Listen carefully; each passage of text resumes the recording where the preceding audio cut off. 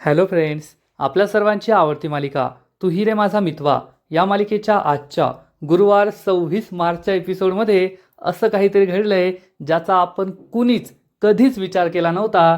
आणि राजेश हा देव आहे, सर्व शक्तिमान आहे, तो काही करू शकतो. आणि अर्णव आणि ईश्वरी त्याच्यासमोर झिरो आहेत, काहीच नाहीये, हे त्याने पुन्हा एकदा सिद्ध करून दाखवलंय.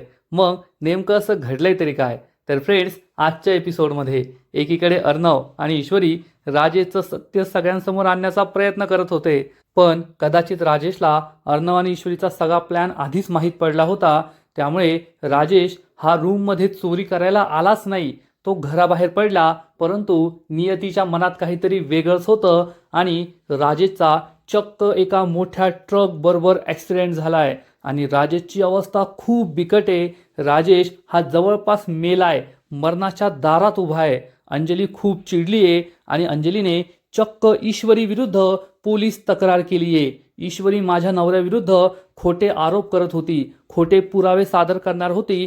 त्याच टेन्शनमध्ये माझ्या नवऱ्याचा अपघात झाला, त्यामुळे ईश्वरीला जेलमध्ये टाकायचं असं चक्क अंजलीने पोलिसांना सांगितलंय. मग हे सगळं घडलं तरी कसं, हे जाणून घेण्यासाठी हा व्हिडिओ शेवटपर्यंत नक्की पहा. फ्रेंड्स, आजच्या एपिसोडच्या सुरुवातीलाच अंजली आणि राजेश त्यांच्या रूममध्ये असतात. अंजली तिच्या गोळ्या घेते तर राजेश हा पुन्हा पुन्हा त्याचा घड्याळ पाहत असतो. तर अंजली हे पाहते आणि त्याला विचारते, राजेश तुम्ही पुन्हा पुन्हा तुमचं घड्याळ का पाहताय? राजेश म्हणतो, नाही काही नाही. तो जागेवरून उठतो आणि हातातला घड्याळ काढून अंजली समोर ठेवतो. अंजली विचारते, काय झालं राजेश, तुम्ही हे घड्याळ का काढून ठेवलंय? तर राजेश एकदम मोठ्या मोठ्या बाता मारू लागतो. अंजलीजवळ बसतो, तिच्या पोटावर हात ठेवतो आणि म्हणतो, अंजली तुला माहिती आहे ना, हे घड्याळ आपली वेळ दाखवते. पण आता मला ह्या वेळ पाहण्याची गरज नाही आहे, कारण मला माझी वेळ आता माझ्या बाळाच्या काळजाच्या ठोक्यांवरून समजणार आहे. मला काही फरक पडत नाही की तुझ्या पोटात मुलगा आहे की मुलगी आहे. पण जेव्हा हे आपलं बाळ जगात येईल ना, तेव्हा ते आपली वेळ बदलणार, आपलं आयुष्य बदलणार. आणि मी ठरवलंय, मी माझ्या बाळाला या घरच्या श्रीमंतीमध्ये नाही वाढू देणार, तर मी त्याला हॉस्टेलमध्ये पाठवणार. कारण मला माझ्या बाळाला शिकवायचं आहे की आयुष्य हे म्हणजे फक्त पैसा नाही आहे, तर आयुष्य हे म्हणजे खूप मोठा लढा आहे, आयुष्याचा लढा. तो हॉस्टेलमध्ये राहील, रोज त्याला काही ना काहीतरी संकट येतील आणि या सगळ्या संकटांचा सामना करत तो मोठा होईल, स्ट्रॉंग होईल. मला आपल्या बाळाला स्ट्रॉंग बनवायचं आहे. अंजली आपलं हे स्वप्न पूर्ण होईल ना गं? आणि अंजली म्हणते, का नाही होणार? तुम्ही देव माणूस आहात, देव माणूस. तुमच्यासारख्या चांगल्या माणसाची स्वप्न पूर्ण नाही होणार, मग कोणाची होणार? राजेश चांगलाच खुश होतो आणि चक्क अंजलीला प्रेमाने मिठी मारतो आणि आपला प्लॅन यशस्वी होतोय म्हणून राजेश खुश होतो. राजेशने अंजलीला हे घड्याळ काढून दिलंय, हा सुद्धा एक खूप मोठा प्लॅन आहे जो आपल्याला नंतर कळणार आहे. तेवढ्यात प्लॅनप्रमाणे मामी अंजलीच्या रूममध्ये येते आणि म्हणते, अंजली चल आपण देवदर्शनाला जाऊया. अंजली म्हणते, नाही मामी, मला नाही यायचंय. ती ईश्वरी 4 वाजता राजेश विरुद्ध पुरावे सादर करणारे, मला पाहायचंय की ती काय पुरावे सादर करते. तर मामी म्हणते, अगं आता फक्त 3 वाजलेत, घरात कुणीच नाहीये आणि ती 4 वाजता पुरावे सादर करणारे, तोपर्यंत आपण जाऊन परत येऊ. दुपारची वेळ आहे, जास्त ट्रॅफिक पण लागणार नाही. पण अंजली त्यासाठी नकार देते आणि म्हणते, नाही मामी, मला नाही यायचंय. तर राजेश म्हणतो, अगं अंजली, तू कशाला त्या ईश्वरीसाठी आपल्या देवदर्शनाचं पुण्य मागं ठेवतीये? आणि तुलाही माहिती आहे, मलाही माहिती आहे, माझ्या विरुद्ध त्या ईश्वरीकडे काही पुरावे नसतील. उगाच ती टाइमपास करतीये. तू जा मंदिरात आणि 4 वाजेपर्यंत तर तुम्ही परत याल. अंजली म्हणते, ठीक आहे. आणि अंजली ही मामीबरोबर जायला तयार होते. तर राजेश तिला पुन्हा एकदा फोर्स करतो, हे माझं घड्याळ तुझ्याकडे ठेव आणि मंदिरात जा. अंजली हे घड्याळ घेते आणि मामीबरोबर मंदिरात निघून जाते. मामी ही राजेशकडे पाहते आणि म्हणते, राजेश तू खूप माजला होता, पण आज अर्णवच्या प्लॅनमध्ये तू चांगलाच अडकलाय. आता तुझं बिंग नक्की फुटणार. असा विचार करून मामी तेथून निघून जाते. पण राजेश हा खरंच आईन्स्टाईन आहे, जिनियस आहे. त्याच्यासारखा हुशार माणूस या जगात नाहीये. हे कट कारस्थानं सोडून जर त्याने बिझनेसमध्ये आपलं डोकं लावलं ना, तर तो या जगातील सगळ्यात श्रीमंत माणूस बनेल. कारण राजेश हा पुढच्या क्षणाला म्हणतो, रंगदेवता आणि नाट्यरसिकांना प्रणाम करून आता मी खऱ्या नाटकाला सुरुवात करतोय. आणि त्याच्या चेहऱ्यावरचे एक्सप्रेशन, त्याची ॲक्टिंग ही सगळी लाजवाब आहे, यात शंका नाही. तर इकडे आकाश नम्रताच्या क्लाउड किचनमध्ये येतो आणि नम्रताला सांगतो, आज मी खूप खुश आहे. नम्रता विचारते काय झालं, तर आकाश तिला सांगतो, कारण आज त्या राजेशचा भंडाफोड होणार आहे. नम्रताला मोठा धक्काच बसतो. नम्रता विचारते, सर तुम्ही हे काय बोलताय? तर आकाश तिला सगळा प्रकार सांगतो की आज अर्णव दादा आणि ईश्वरी त्या राजेश विरुद्ध सगळे पुरावे घरातील लोकांसमोर ठेवणार आहे आणि मग त्या राजेशचं टेन्शन एकदाचं मिटलं की मग आपल्या दोघांचा मार्ग मोकळा, आपण दोघांनी मस्त लग्न करायचं आणि सुखाने जगायचं. हे ऐकून नम्रताला सुद्धा खूप आनंद होतो. आकाश सुद्धा खुश असतो. तर राजेश हा घरामध्ये वाट पाहत असतो की कधी एकदाचा अर्णव घराबाहेर जातोय आणि मी पैसे चोरतोय. तर इकडे अर्णवने आपल्या रूममध्ये सगळ्यांची मीटिंग भरवलेली असते. मामा, आजी, आकाश, ईश्वरी आणि अर्णव. मामी तर अंजलीला घेऊन मंदिरात गेलेली असते आणि संपूर्ण रूममध्ये अंधार असतो. आकाश विचारतो, अर्णव तू दुपारच्या वेळेस एवढा अंधार का केलाय? तेवढ्यात अर्णवचा मोबाईल वाजतो. मामीने त्याला कॉल केलेला असतो, पण अंजलीला कळू नये त्यामुळे ती खोटं म्हणते की आई तुम्ही घरात नव्हता, मी अंजलीला घेऊन मंदिरात आले आहे आणि थोड्याच वेळात आम्ही परत येऊ. आणि ती फोन कट करते. अर्णवला कन्फर्म करण्यासाठी तिने हे केलेलं असतं. अर्णव सगळ्यांना सांगतो, मामी ताईला घेऊन मंदिरात पोहोचली आहे आणि आता आपला प्लॅन ऑन आहे. जोपर्यंत मी घराबाहेर पडत नाही तोपर्यंत राजेश या रूममध्ये येणार नाही. तेव्हा ईश्वरी ही बेडवर झोपण्याचं नाटक करेल आणि तुम्ही सगळ्यांनी आपापली पोझिशन घ्यायची आहे, सांगितलेल्या जागेवर लपून बसायचं आहे. सगळे हो म्हणतात आणि अर्णव हा रूम बाहेर पडतो. ईश्वरी बेडवर झोपण्याचं नाटक करते. मामा आणि आजी एके ठिकाणी लपतात आणि आकाश हा एके ठिकाणी लपतो. तर राजेश हा खाली हॉलमध्ये वाट पाहत असतो की हा अर्णव कधी येणार आणि त्याच वेळेस अर्णव हा रूममधून बाहेर पडतो. राजेश हे पाहत असतो. राजेशला हा सगळा प्लॅन माहिती आहे आणि त्याने आपला एक वेगळाच प्लॅन बनवला आहे आणि अर्णव हा जाणून बुजून फोनवर बोलण्याचं नाटक करतो. I am on the way, मी मीटिंगसाठी येतोय. आणि अर्णव तेथून निघून जातो आणि राजेश हे सगळं पाहतो की अर्णव रूमच्या बाहेर पडला आहे आणि अर्णवच्या प्लॅनप्रमाणे तर राजेशने आता रूममध्ये जायला पाहिजे, पण राजेश रूममध्ये जात नाही. त्याचा एक वेगळाच प्लॅन सुरू आहे आणि अर्णव हा घराबाहेर येतो, पण अर्णव सुद्धा मीटिंगला जात नाही. अर्णव हा आपण ठरवलेल्या जागेवर घराबाहेरच लपून बसतो. इकडे ईश्वरी वाट पाहत असते की राजेश आत्ता येईल, राजेश नंतर येईल. मामा, त्या आजी, आकाश वाट पाहत असतात, परंतु खूप वेळ जातो तरी राजेश काही रूममध्ये येत नाही. सगळ्यांना हाच प्रश्न पडतो की राजेश अजून का नाही आलाय. तर इकडे जवळपास 1 तास होऊन जातो. 4 वाजतात आणि अंजली आणि मामी अजून मंदिरातच असतात. अंजली खूप चिडते, काय मामी, मी तुला म्हणाले होते मला नको मंदिरात आणू, मला त्या ईश्वरीचे पुरावे पाहिजे होते. मामी म्हणते, अगं नको चिडचिड करू, ट्रॅफिक नाही लागणार, आपण लवकर घरी पोहोचू. आणि मामी अंजलीला घेऊन घरी यायला निघते. इकडे पाहता पाहता 4 वाजतात, पण अजूनसुद्धा हा राजेश काही रूममध्ये आलेला नसतो. त्यामुळे ईश्वरी, मामा, आजी, आकाश या सगळ्यांना प्रश्न पडतो, नेमकं काय घडतंय. अर्णव सुद्धा विचार करतो, अजून घरातून काहीच कन्फर्मेशन का नाही आलं, तो राजेश रूममध्ये गेला असेल की नाही, त्याने पैसे चोरले असतील की नाही. ईश्वरीला सुद्धा टेन्शन आलेलं असतं, काय नेमकं झालं असेल. मामा हा ईश्वरीला इशारा करतो की अर्णवला फोन करून पहा आणि अर्णव टेन्शनमध्ये असतो, अजून काहीच का घडलेलं नाहीये. आणि ईश्वरी अर्णवला कॉल करते, सर काय झालं, जवळपास 1 तास झालाय, तो राजेश अजून रूममध्ये आलेलाच नाहीये. अर्णवला मोठा धक्काच बसतो. अर्णव म्हणतो, ठीक आहे, मी आतमध्ये येऊन पाहतो. आणि मग अर्णव हा घरामध्ये येतो आणि त्याच वेळेस रूमचा दरवाजा उघडतो. सगळ्यांना असं वाटतं की राजेश आला की काय, परंतु राजेश नसतो, तर चक्क अर्णव रूममध्ये आलेला असतो. अर्णवला पाहून सगळ्यांनाच आश्चर्याचा धक्का बसतो. सगळे बाहेर येतात. आजी विचारते, काय रे अर्णव, तू तर म्हणाला होतास की जावई बापू येथे येतील पैसे चोरण्यासाठी, पण येथे तर ते आलेच नाहीत. मामा म्हणतो, हो ना, ते तर आलेच नाहीत. तर आकाश म्हणतो, ब्रो आपला प्लॅन पूर्णपणे फ्लॉप झालाय, त्या राजेशला आपला प्लॅन समजलाय त्यामुळे तो येथे आला नाही. मामा म्हणतो, जर असं झालं असेल ना तर ती अंजली ईश्वरीचा जीव घेईल, ती म्हणेल, ईश्वरी आता त्या राजेशचे पाय धुवून पी. अर्णवला सुद्धा टेन्शन आलेलं असतं, हा राजेश का नाही आला, त्याला आपला प्लॅन समजले की काय अशी भीती सगळ्यांना वाटत असते. आणि त्याच वेळेस अर्णवला एक कॉल येतो. अर्णव फोन उचलतो आणि त्याच्या पायाखालची जमीनच सरकते. तो जोरात ओरडतो, व्हॉट. त्यामुळे सगळेच घाबरतात. आजी विचारते, काय झालं अर्णव. ईश्वरी विचारते, बोला ना अर्णव सर, काय झालं. अर्णव खूप टेन्शनमध्ये असतो आणि त्याच वेळेस मामी आणि अंजली अर्णव आणि ईश्वरीच्या रूममध्ये येतात. अर्णवला हे माहीत नसतं आणि अर्णव सांगतो राजेशचा ॲक्सिडेंट झालाय, त्याला ट्रकने उडवलंय, तो खूप क्रिटिकल कंडिशनमध्ये आहे. हे ऐकून सगळ्यांना जबर धक्काच बसतो. अंजली हे ऐकते आणि तिलाही जबर धक्का बसतो. ती अर्णवला विचारते, अर्णव काय बोलतोयस तू, हे यांचा ॲक्सिडेंट झालाय, ट्रकने त्यांना उडवलंय? अर्णव हो म्हणतो आणि अंजली ही खालीच कोसळते, बेशुद्ध होते. सगळे खूप घाबरतात, तिला सावरतात. आता अंजलीचं काही खरं नाही, त्यामुळे सगळेजण तिला हॉस्पिटलमध्ये घेऊन जातात. हॉस्पिटलमध्ये पोहोचेपर्यंत अंजली ही शुद्धीवर आलेली असते आणि तेथे शिर्के असतो. शिर्के हा 2 हवालदारांना जबानी देत असतो. अंजली अर्णव शिर्केला पाहतात आणि तेथे धावत पळत येतात. राजेशला ICUमध्ये ॲडमिट केलेलं असतं. अंजली म्हणते, हवालदार साहेब बाजूला व्हा, मला माझ्या नवऱ्याला पाहायचंय.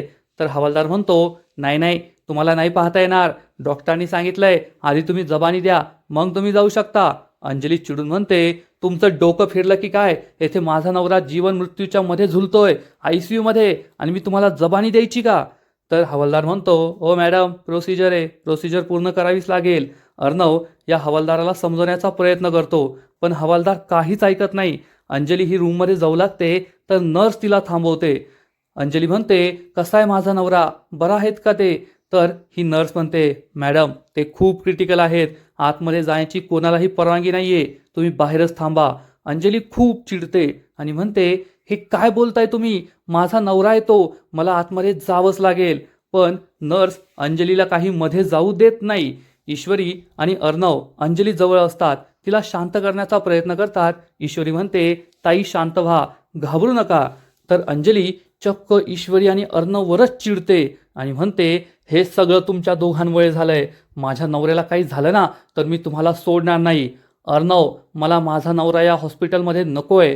तुझ्या बायकोला जेव्हा लागलं होतं, तू तिला ज्या मोठ्या हॉस्पिटलमध्ये ॲडमिट केलं होतं ना, माझ्या नवऱ्याला त्या हॉस्पिटलमध्ये ॲडमिट करायचं आणि तो लवकरात लवकर बरा झाला पाहिजे हे पाहायचं. अर्णव आणि ईश्वरीला मोठा धक्काच बसतो. अंजली ही ICUच्या खिडकीतून आतमध्ये पाहत असते आणि तेथे एक पेशंट असतो. त्याच्या डोक्याला खूप लागलेलं असतं, डोक्याला पट्टी बांधलेली असते, चेहऱ्यावर एक ऑक्सिजनचा मास्क असतो. परंतु हा राजेश आहे की नाही हे अजून कन्फर्म झालेलं नाहीये. आणि आपण सगळे राजेशला जेवढं ओळखतो आणि राजेश स्वतःच्या प्लॅनबद्दल, नाटकाबद्दल जे काही बोलत होता, त्यावरून तर असंच वाटतंय की हा ॲक्सिडेंट झालेला माणूस राजेश नाहीये. तर जेव्हा अर्णव, ईश्वरी या सगळ्यांना कळलं की अपघात झालाय आणि हे सगळे घरातून बाहेर पडले, तेव्हा कदाचित राजेश हा घरातच लपून बसलेला असेल आणि मग राजेशने हे सगळे गेल्यानंतर ती 25 लाख रुपयांची बॅग अर्णवच्या रूममधून चोरली आणि तो मजा मारायला आणि त्या दाद्याचं कर्ज फेडायला निघून गेला. पण अंजली आणि सगळ्यांना असं वाटत असतं की हाच राजेश आहे. अंजली ही ढसाढसा रडत असते. ईश्वरीने अर्णव दूर उभे असतात.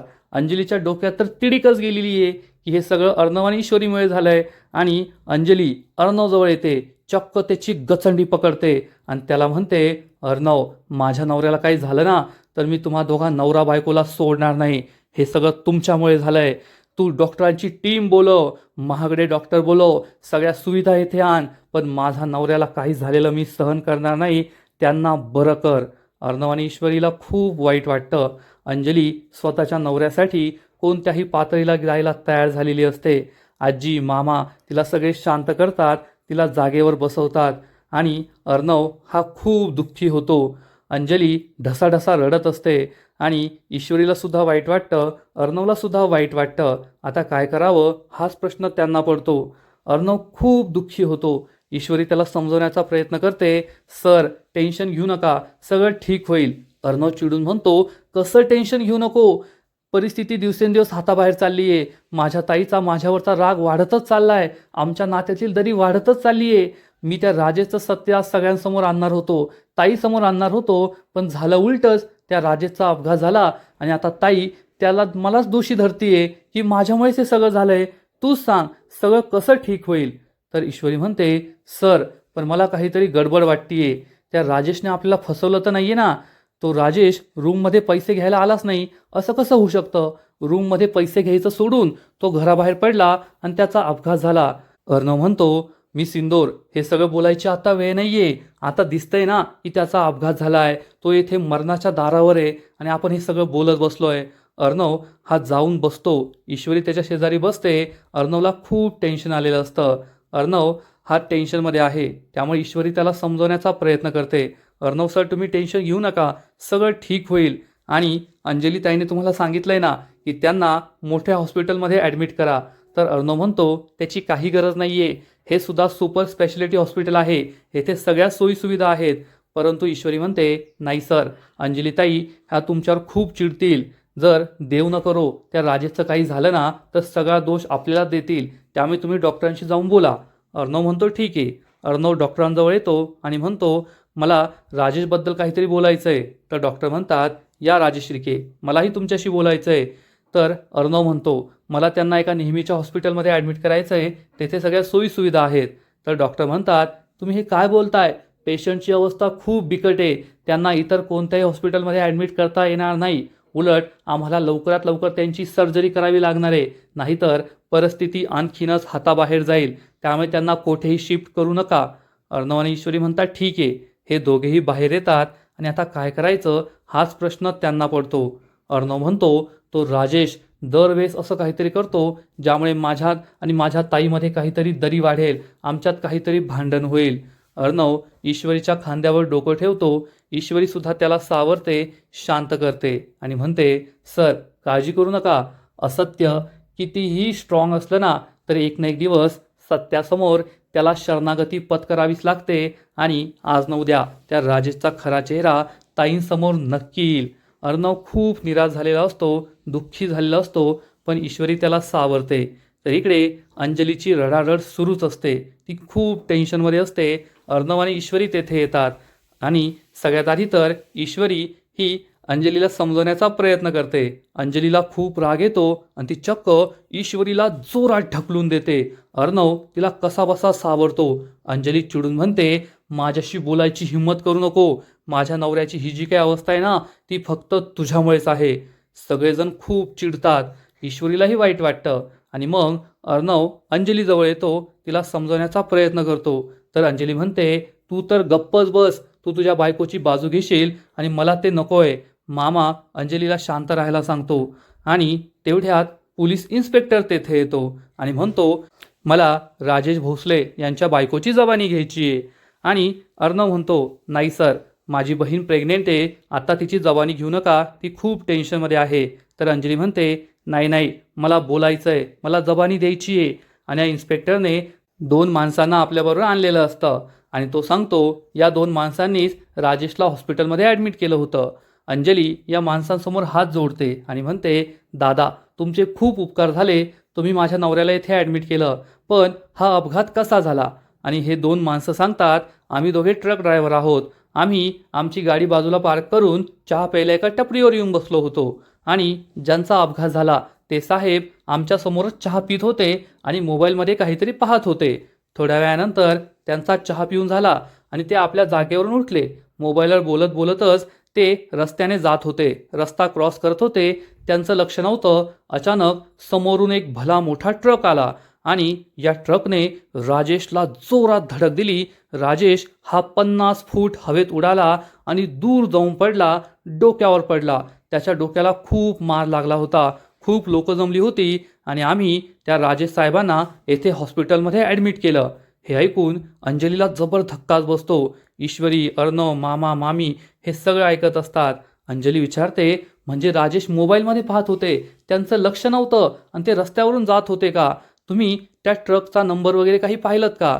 तर हे ट्रक ड्रायव्हर सांगतात नाही बाईसाहेब, आम्ही त्या ट्रकचा नंबर वगैरे नाही पाहिला, पण त्या ट्रकवर काहीतरी श्वास असं काहीतरी लिहिलं होतं. आम्ही काही जास्त शिकलो नाही आहे, पण असंच लिहिलेलं होतं.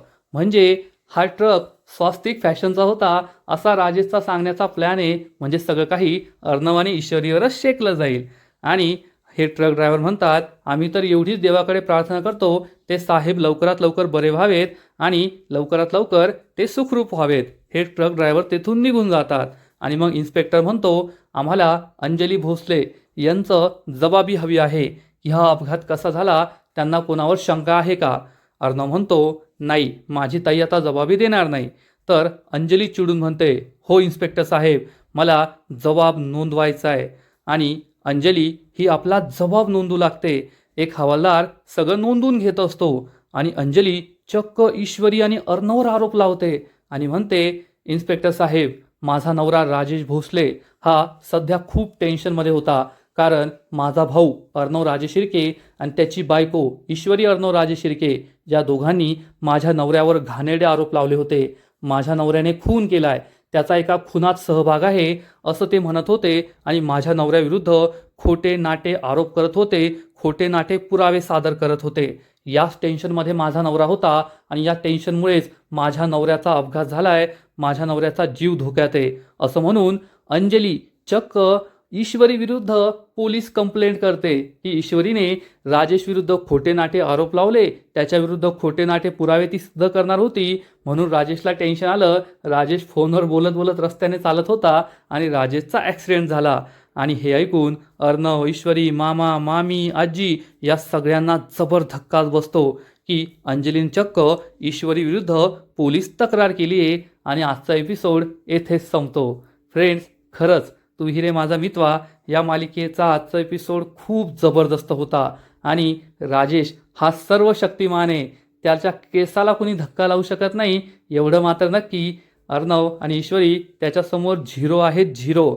आणि हे जे ॲक्सिडेंटचं नाटक आहे हे सुद्धा एक नाटकच वाटतंय. ज्याचा अपघात झालाय तो राजेश नाहीये. हे हॉस्पिटल, हे डॉक्टर, हे पोलीस हे सगळे खोटे दिसत आहे. राजेशने हे सगळे ॲक्टर्स आणले आहेत जे ॲक्टिंग करताय, त्यांची कलाकारी दाखवताय असंच वाटतंय. आणि राजेशने तिकडे 25 लाख रुपये चोरलेत आणि दाऱ्याचं कर्ज फेडून सुद्धा टाकलंय. कारण पुढील एपिसोडमध्ये याच्यापेक्षा मोठं नाटक होणार आहे. पुढील एपिसोडमध्ये आपण पाहू की ICUमध्ये एक वेगळीच हडबड होईल. सगळेजण खूप घाबरतील. डॉक्टर बाहेर येतील आणि अंजलीला म्हणतील, त्यांची तब्येत खूप क्रिटिकल झाली आहे, आम्हाला त्यांची सर्जरी करावी लागेल, नाहीतर ते कोमात जातील. अंजली म्हणेल, मला एकदा त्यांना पाहू द्या. तर डॉक्टर म्हणतील, नाही नाही, तुम्ही त्यांना नाही पाहू शकत आणि त्यांना भेटू शकत नाही, आम्ही काही सांगू शकत नाही त्यांना काय झालंय, पण त्यांची सर्जरी करावीच लागेल. म्हणजे डॉक्टरांनी आत्तापर्यंत कोणालाही या राजेशचा चेहरासुद्धा पाहू दिला नाहीये. याचा अर्थ हा खरा राजेशच नाहीये. हे सगळं नाटक सुरू आहे, खूप मोठं नाटक. हे सगळं ऐकून अंजलीला जबर धक्का बसणार आणि अंजली ही चक्क ईश्वरीला म्हणणार, आज माझ्या नवऱ्याची जी अवस्था आहे ना ती फक्त तुझ्यामुळे आहे. तुझ्यामुळे आज माझा नवरा मरायच्या दारावर आलाय. माझा नवरा इतक्या क्रिटिकल कंडिशनमध्ये आहे आणि माझा नवरा तर जगणारच आहे, त्याला काही होणार नाही, पण माझ्या नवऱ्याची अवस्था, त्याचा हा अपघात फक्त तुझ्यामुळे झाला ईश्वरी. आणि आता मी तुला जेलमध्ये पाठवणार. तू जेलमध्ये गेल्याशिवाय ना मी शांत बसणार नाही. हे ऐकून ईश्वरी आणि अर्णवला जबर धक्काच बसेल आणि ईश्वरी ही जागेवरच चक्कर येऊन कोसळेल. अर्णव तिला सावरणार. फ्रेंड्स, खरंच अंजली आता जे काही करते ना ते पाहून अंजलीचा खूप राग येतोय. ती या मालिकेतली सगळ्यात मोठी व्हिलन झाली आहे एवढं मात्र नक्की. आणि राजेशने जो काही मास्टर प्लॅन बनवलाय त्याला तर काही तोडच नाही. अर्णवला असं वाटत होतं की खरा प्लॅन त्याने बनवलाय, पण त्याच्यापेक्षा मोठा प्लॅन या राजेशने बनवलाय. हा अपघात, ट्रक बरोबर राजेशचा ॲक्सिडेंट झाला, हे सगळं नक्कीच खोटं आहे. राजेशने असं काहीच केलेलं नाहीये, त्याच्याबरोबर असं काहीच झालेलं नाहीये. राजेशला कदाचित ईश्वरी आणि अर्णवचा प्लॅन आधीपासूनच माहीत होता की हे 25 लाख रुपये मी चोरावेत असा यांचा प्लॅन आहे. आणि मग राजेशने हा सगळा प्लॅन बनवला असेल. राजेश जेव्हा अर्णव घराच्या बाहेर पडला तेव्हा कदाचित घरातच लपून बसला असेल आणि मग त्याने आपल्या या पोलिसांना, या ट्रक ड्रायव्हरला, या हॉस्पिटलमधील डॉक्टर्सला, या सगळ्यांना मॅनेज केलं असेल. हे सगळे नाटकाचे कलाकार असतील. आणि मग जेव्हा राजेशच्या अपघाताची बातमी आली तेव्हा घरातील सगळेजण निघून गेले. राजेशने हे 25 लाख रुपये चोरले आणि मग राजेश आता हे 25 लाख रुपये दाद्याला देणार, त्याच्या डोक्यावरचं कर्ज फेडून टाकणार. आणि मग ईश्वरी आणि अर्णवनेच हा अपघात घडवलाय म्हणून त्यांना कदाचित तुरुंगात जावं लागेल, त्यांना तुरुंगाची हवा खावी लागेल. आणि त्यानंतर राजेश समोर येईल की मला तर काही झालेलंच नाहीये. किंवा मग जेव्हा ह्या सगळी सर्जरी होईल तेव्हा राजेश तिथे येऊन बसेल आणि मला खूप लागलंय अशी नाटकं करेल. असं सुद्धा होऊ शकतं. कदाचित या प्लॅनमध्ये रिया सुद्धा सामील असू शकते. रियाने राजेशला फोन करून हा सगळा प्लॅन सांगितलेला असू शकतो. कारण रिया तर 4 वाजता राजेशच्या घरी आलीच नाही. दाद्यासुद्धा या प्लॅनमध्ये सामील असू शकतो. म्हणजे अर्णव आणि ईश्वरीचा खूप मोठा गेम झाला आहे, एवढं मात्र नक्की. तर फ्रेंड्स, तुम्हाला कसा वाटला आजचा एपिसोड नक्कीच कमेंट करून सांगा. आणि तू ही रे माझा मितवा या मालिकेचे असेच नवीन नवीन एपिसोड, नवीन नवीन अपडेट सर्वात आधी पाहण्यासाठी व्हिडिओला लाईक करा, शेअर करा, चॅनलला सबस्क्राईब करून बेल आयकॉनवर क्लिक करा. म्हणजे या मालिकेचे नवीन नवीन एपिसोड तुम्हाला सर्वात आधी पाहायला मिळतील. खूप खूप खूप धन्यवाद.